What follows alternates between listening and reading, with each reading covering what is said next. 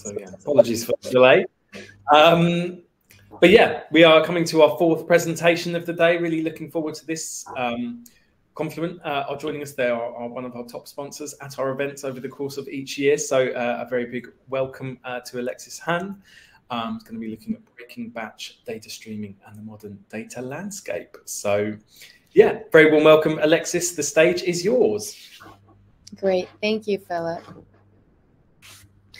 First of all, I know there's already been a couple sessions this morning, but thank you for joining me in this presentation.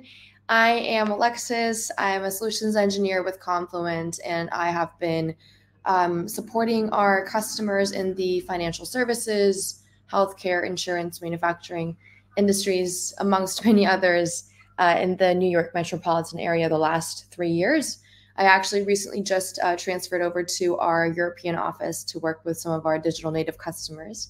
And I'm really looking forward to this session today and excited for the questions after. So without further ado, let's get started. And I want to set the scene a little bit by first talking about the context with which we are here today.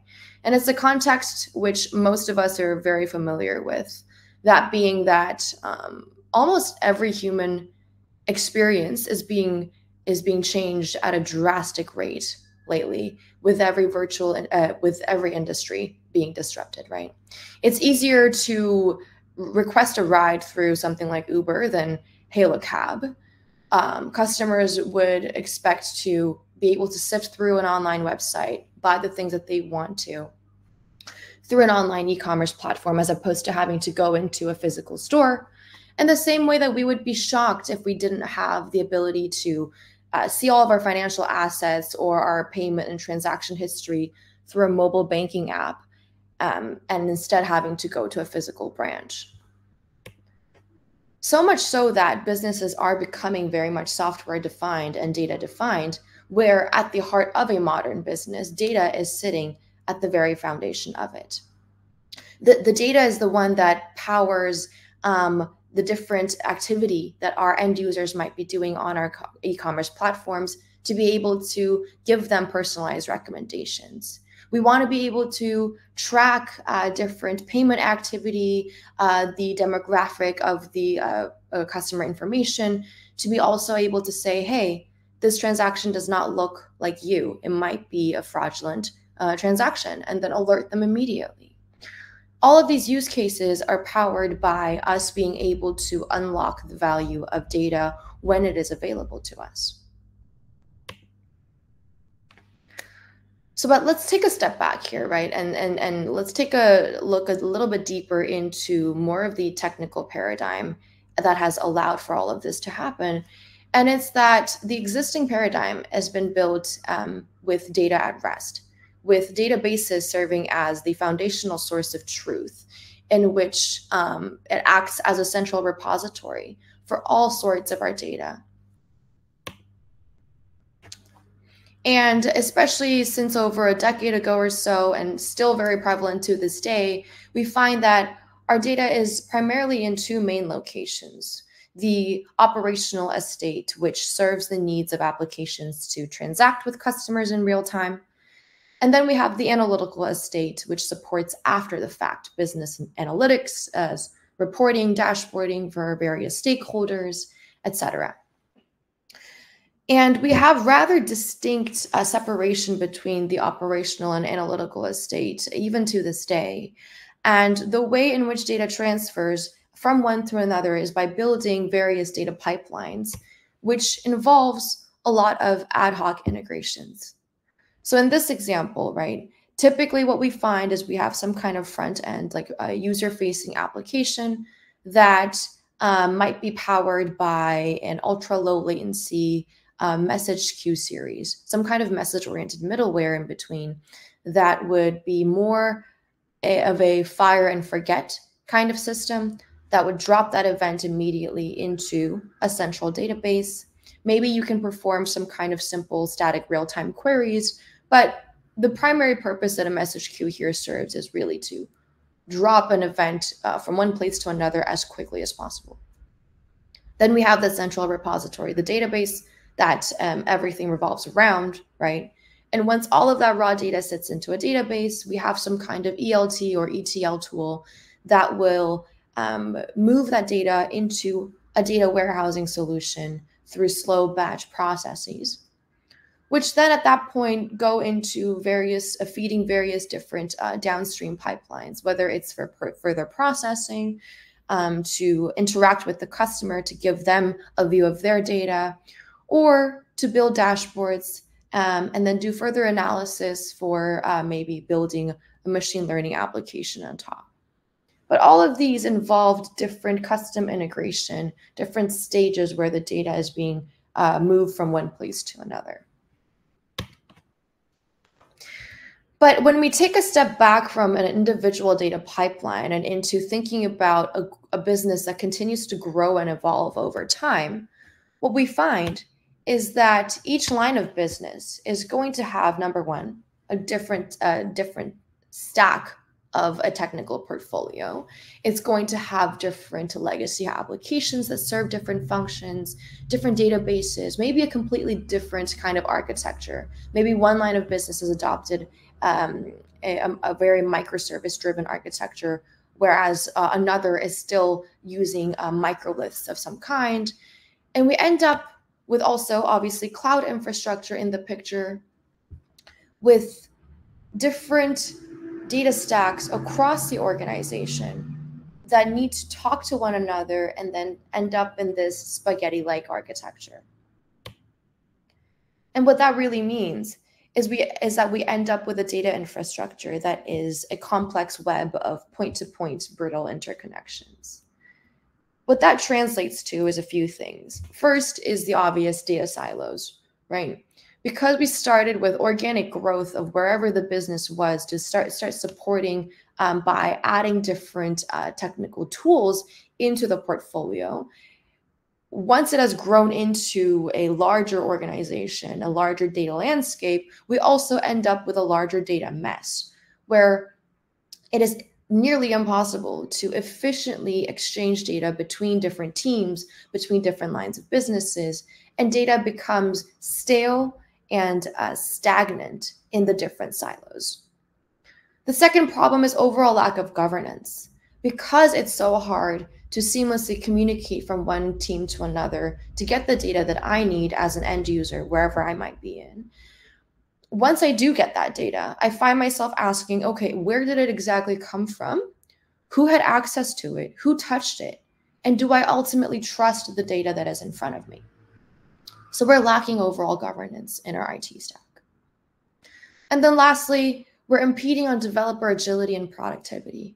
And as a result, overall productivity of the IT organization, because so much of your time is spent on trying to get and understand your data that it takes so much time until we can actually do something with that data to power the business. So these are some of the problems that we see. How do we minimize these problems in a modern organization? These can be revolved around 5 fundamental principles for building better, efficient, and modern data pipelines. The first is bringing in streaming. Let's move away from batch processes that result in stale and stagnant data, but reimagine our data as a continuous flow of data streams where they are able to be captured and evolved and shared in a high fidelity manner to power all of your use cases. Decentralized. We want to move away from the method with which people are organized today, with a lot of central admin teams that act as the primary steward of the data for the rest of the organization, but let the teams that are closest to that domain, own the data products that are there, and create and share data streams for this decentralized ownership of data, but also allow for self-service access across your organization. This feeds into the third, which is better governance, right? Once you have better governance in place, which is related to things like better lineage, traceability of your data, accessibility of your data, you can also then enable self-service search and discovery so that different teams across these domains are able to understand the data streams, be able to self-service search and discover them, to then have higher reusability, while also maintaining security, observability, and compliance. We also want to make our data pipelines declarative by separating out the data topology definitions from the data processing infrastructure and build reusable pipelines. And lastly, we want our data pipelines to also be more developer-oriented. Because the end users of the data should be able to use and make meaning of that data with more agnostic to the tool itself, we want to unlock potential to interact with it through GUIs, various client languages, SQL, the CLI, etc., and adopt some of the agile practices of software development into building better data pipelines as a whole as well.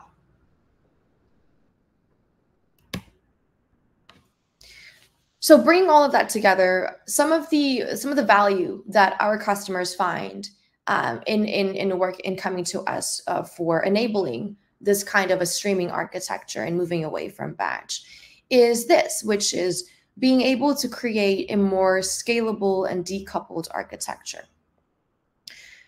Most organizations have various sources of truth, whether it's Salesforce for all of your customer-related information, your CRMs, your ERPs, all of your in-house legacy applications, so various sources and systems of truth.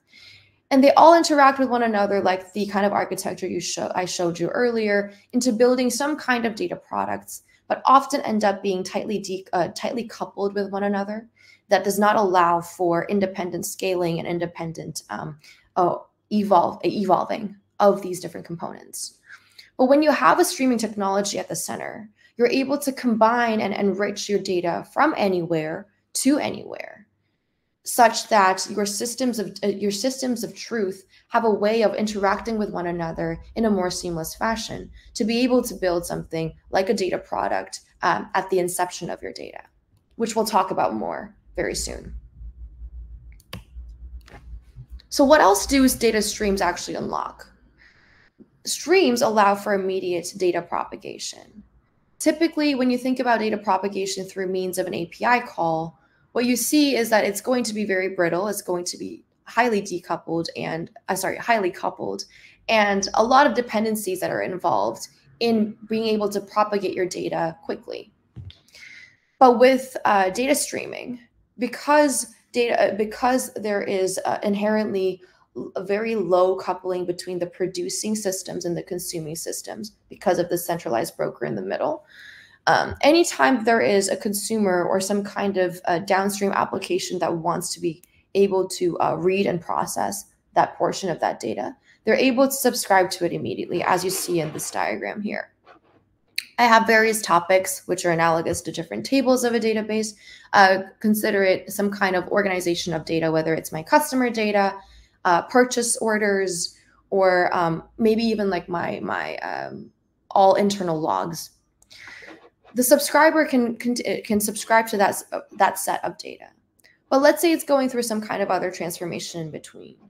That set of data can also be propagated downstream by any other applications that might be interested in it by subscribing to those immediately.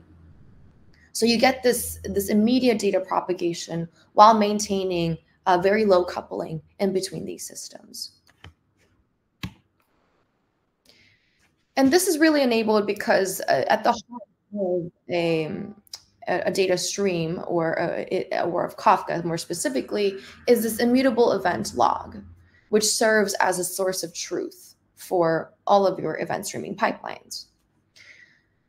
Data producers can essentially add events to the end of the log, this log that is ever growing and immutable and maintains message order guarantees as well, so that any of your consumers can read exactly where they want to, which means a better parallel performance of consumers, the scale out of consumers, but also reading fan out, right? So that multiple consumers can be supported to read from different point in time of this event log for whatever application it is being used for.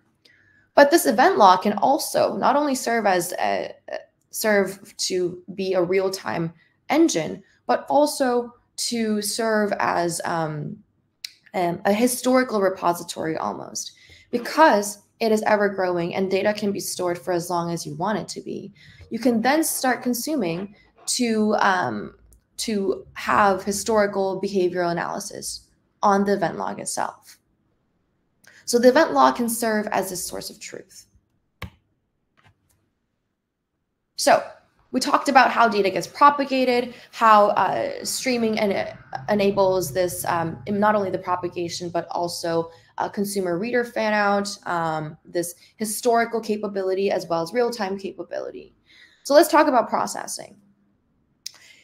Oftentimes, especially even still today in enterprise IT, a lot of the times the processing is limited to the bounds of the analytical estate, right? After all of the data goes into some kind of data warehouse. And what we're finding is that this can be often redundant because a lot of the times, whether you are sending your data to a data warehouse, a database for further querying, or some kind of SaaS application, regardless of the consuming downstream service, you need to do some kind of pre-processing, right? Your data will often need to be cleansed. It'll need to be enriched. It'll need to be denormalized before it can actually be sent to some kind of staging environment for further processing. So we end up having these redundant efforts over and over again. Each time a separate team needs that data, they would have to do this pre-processing over and over again, which can be very expensive and inefficient. And this is kind of the landscape that we are seeing right now, with where processing is limited to the bounds of the analytical estate and the analytical estate only. But when we move processing closer to the source of truth of data with something like Flink, you're able to improve latency, data portability, and the cost effectiveness, because you're really only processing or pre-processing your data once. In this example, you have data coming in from various databases, your custom applications, any other third-party app, streamed into a streaming solution, in which something like Flink, a stream processing engine, can immediately filter out by a condition or mask sensitive customer data, so mask PII data, or drop that field completely, so that that pre-processing is done once, to a point where now we have an enriched data stream that can now be used for other databases, data warehouses, and those SaaS applications to subscribe to immediately. So we're shifting left in the pipeline such that the processing sits closer and closer to the point of ingest of your data, so that your databases and data warehousing solutions can reflect the current state accurately. You're maximizing the reusability and consistency of your data products, and you're reducing the cost of not only the finances, but also the time, the cost efficiency of having to do this pre-processing in your pipelines. So ultimately, what we're envisioning here is going from a data chaos to data product streams. By connecting various sources of truth for your organization, whether it's a popular CRM tool or a central database like a Postgres database that sits across all of your VPCs or on-prem, you connect those seamlessly, and then you stream that into a streaming technology like Confluent, where you add a governing layer and a processing layer at the source of ingest, right? Such that you have visibility into the lineage. Where did the data come from and where is it going? You're able to govern and also control the access and authorization that various users across your organization have into your data streams, while also processing them at the point of ingest, so that you are only processing once, but doing it correctly, to eventually then send downstream to power a lot of various use cases, from feeding from an ML pipeline to personalized recommendations to fraud detection, some of the use cases that we first started this presentation with, you're able to feed all of those various business-related use cases and eventually share them to another custom application or a set of microservices, to other downstream data systems that are looking to get that kind of data from, and eventually have a functioning ecosystem that really unlocks the value of your data from a data mess of all of these raw data into valuable data products. So ultimately, what we want to unlock, and the thing which a lot of enterprise architects care about, is reimagining what your enterprise architecture can look like in bridging the data divide between the operational and the analytical estate. The estates that you have overall, from your different lines of businesses to your cloud presence to your on-prem presence. Speeding up your time to market, because you no longer need to spend all that time trying to get access and understand your data. Building for scale and performance, because you're able to understand your data flow. You're able to decouple some of the, decouple your various sources of truth, whether it's your producing applications, your consuming applications, so that they can grow and scale independently. You can also develop with agility by easily creating these iterable and reusable data pipelines that are going to meet the needs of a changing business and changing needs, the data needs of an organization as well. All the while maintaining trust and compliance through enhanced auditability, the traceability of your data from the point of ingest to wherever it's going downstream, with end-to-end governance. So I'd like to end this today with, if you are interested at all in exploring data streaming, highly recommend you get started with Confluent Cloud. There's a QR code. You should be able to find also promo code to get started for free. I hope this was a valuable session for you in kind of understanding how we can get started at a high level from moving from batch processes to streaming. But yeah, thank you very much.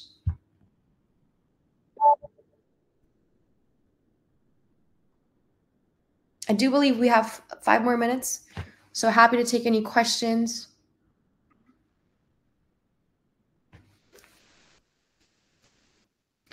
Roger, I'm looking at your question now. When positioning an event stream as an event sourcing mechanism, how do you manage the non-functional aspects of massive storage requirements in case of busy streams? Okay. I'm trying to make sure I understand your question correctly. It sounds like you're asking how to create a functional event sourcing paradigm where your event log doesn't end up being a huge, it doesn't end up being the bottleneck and being the storage layer in case you have a lot of increasing streams as a whole that organically grow in your organization. Does that sound right? Like how do we separate that concern around storage and compute layer here? Okay, understood.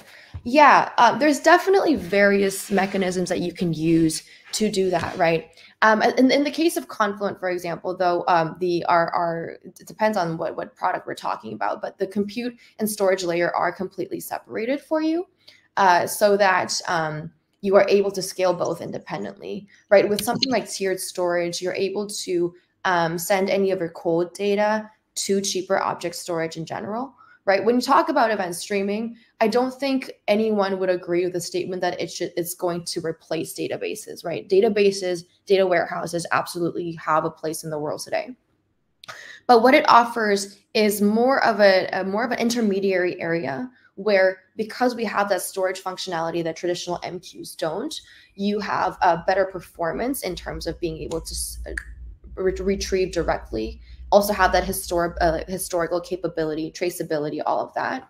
But all of your older historical data should still probably go into object storage to maintain some kind of decoupling between between compute and storage. But Roger, happy to talk more about it in another call. If you want to shoot me an email, happy to discuss in detail. Daniel, will you include in Confluent Kafka message-driven type of decoupled one-to-one async integrations across lines of businesses, ecosystems integrations? I'm not sure I understand the question. Asynchronous integration across lines of businesses.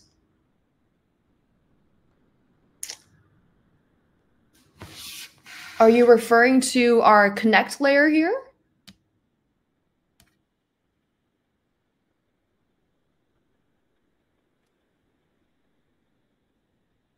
Okay, there's a lot of questions. Philip, how much time do I have? We're kind of over now. So what I can do is I can screenshot I can get the questions to you, and then you can reply to everyone yourself.